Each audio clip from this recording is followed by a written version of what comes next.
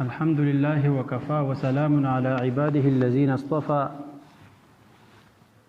أما بعد عن أبي أيوب الأنصاري رضي الله تعالى عنه قال جاء رجل إلى النبي صلى الله عليه وسلم فقال عزني وأوجز فقال صلى الله عليه وسلم إذا قمت في صلاتك فصل صلاة مودع ولا تكلم بكلام تعذر منه غدا وأجمع الإياس فيما عند الناس وفي رواية وأجمع الإياس فيما في أيدي الناس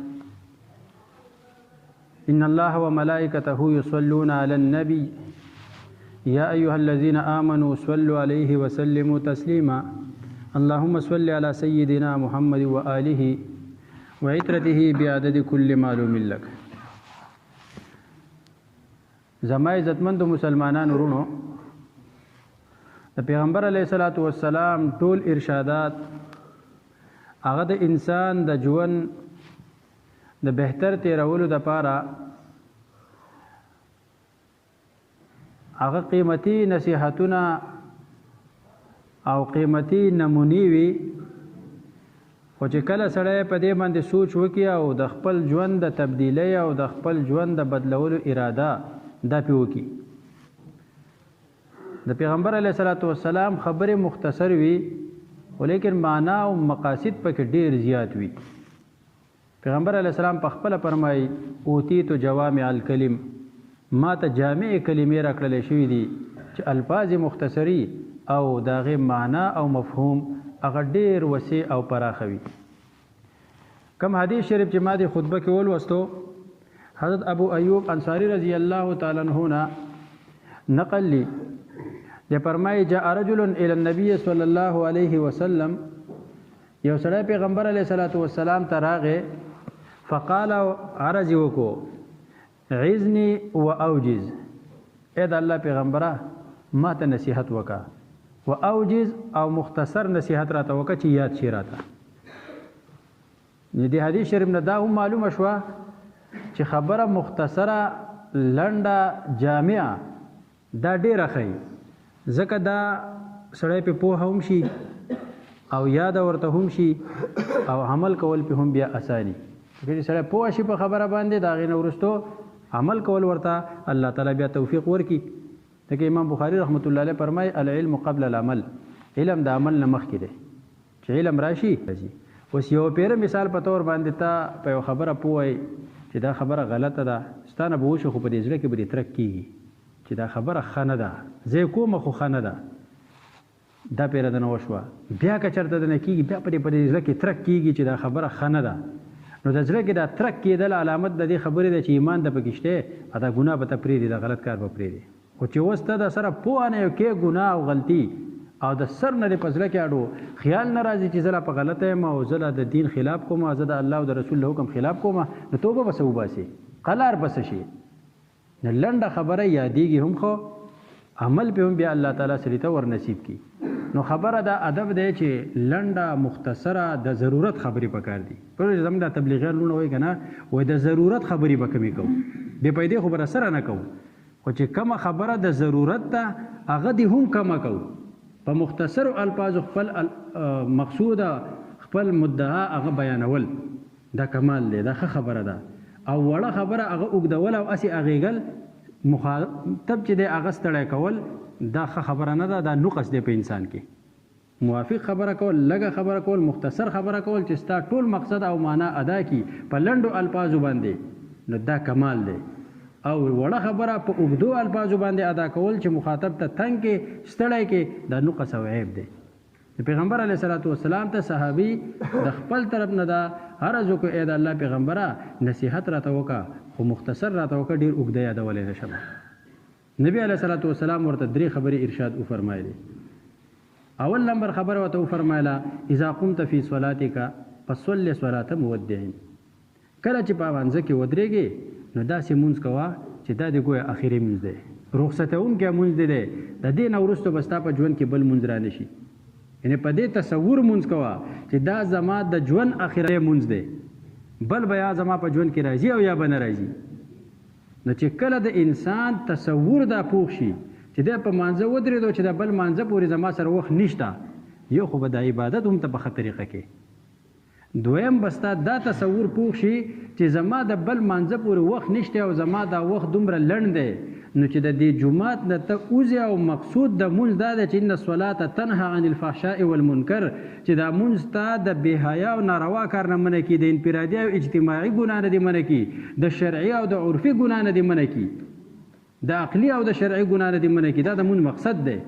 منکر او فحشا دې ته ویلی کېږي.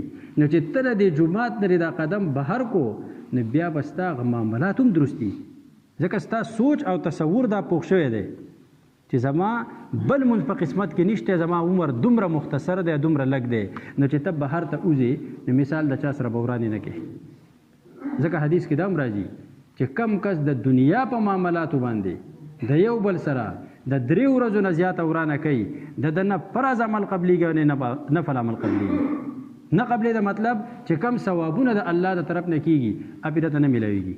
اگر که غاړه آزاده شوه، دا مطالبه نشته چې تا مول نه دی کړی، دا مطالبه نشته چې تا زکات نه دی ورکړی، دا مطالبه نشته چې عشر دی نه دی ورکړی،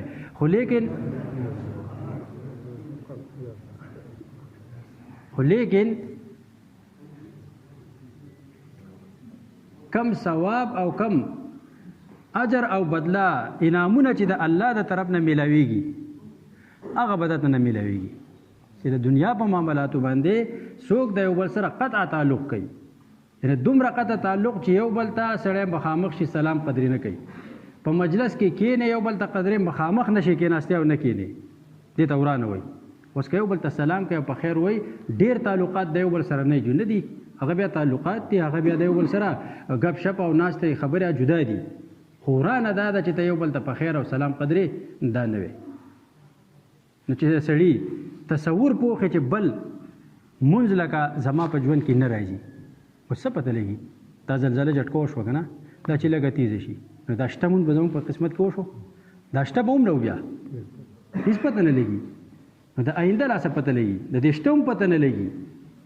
نو چې د دې جومات نه سړی بهر ته وځي نو دا بهر زندگی بیا درست او برابر روانه وي.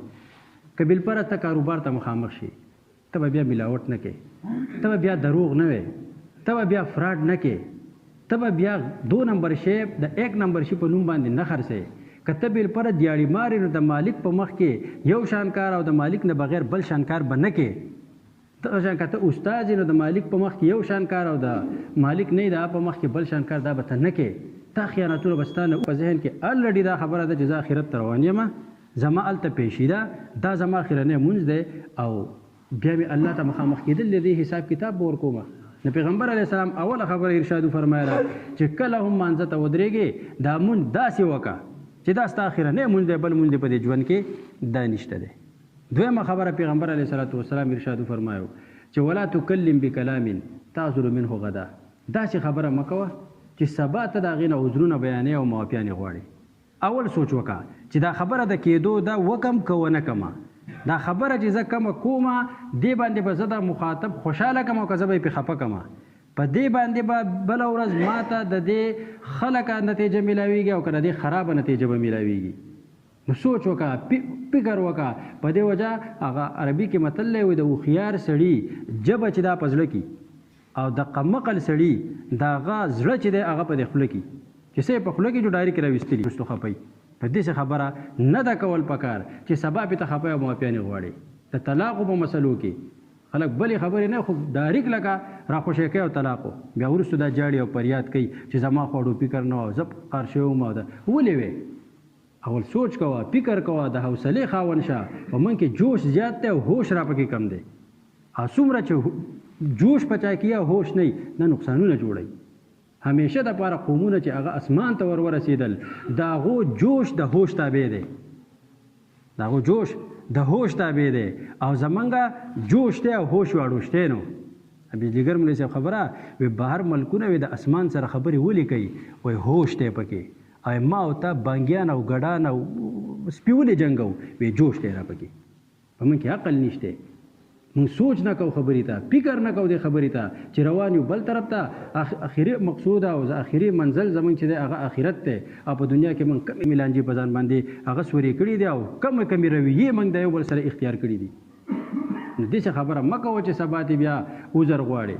او دریم نمبر پیغمبر علیه السلام فرمایل واجمع الایاس فيما في ايدي الناس مما في ايدي الناس.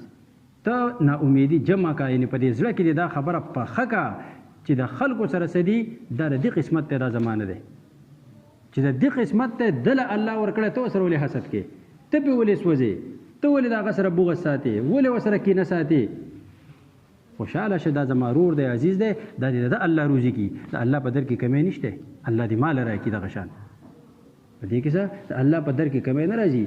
او د مثال په تور علما فرمایي وای کدا ټول په ټول خلک باندې راجم شي او دا ټول په ټول خلک د خپل چاهت مطابق د الله نه سوال وکي او الله تعالی دغه سجدي غوښتلې دا ټول په ټول ولوم ورکی، وای د الله تعالی په خزانو کې دومره کمی نه راځي لکه څومره چې سړی په سمندر کې ګوته کته کې او را ګوتې سره کوم لونواله د اوبه راوخیږي. نو چې هغه الله ورکړي تعلیم در کولی شي، خو دا د الله خپل ویش دی. چاله ډېره ورکړي، چاله لږه ورکړي، چاله درمیانه ورکړي، څوک په راحته کې دی، څوک په سخته کې دی. نو دا ژوند الله تقسیم کړی دی. هر یو د پکار ده چې په خپل قسمت د الله نه رضا شي او بل چې الله څه ورکړي دا قسمت ته رضا ما واستانه دی. ولې ورسره حسد کو، ولې ورسره بغض کو. نو چې سره خلکو سره دی هغه دې د هغو مبارک شي او د الله جل جلاله سوال کوه چې زما ژوند ښه تېر کړي او په حیا عزت باندې تېر کړي. الله تعالی دې موږ له د عمل کول توفیق راکړي. واخر دعوانا الحمد لله رب العالمین.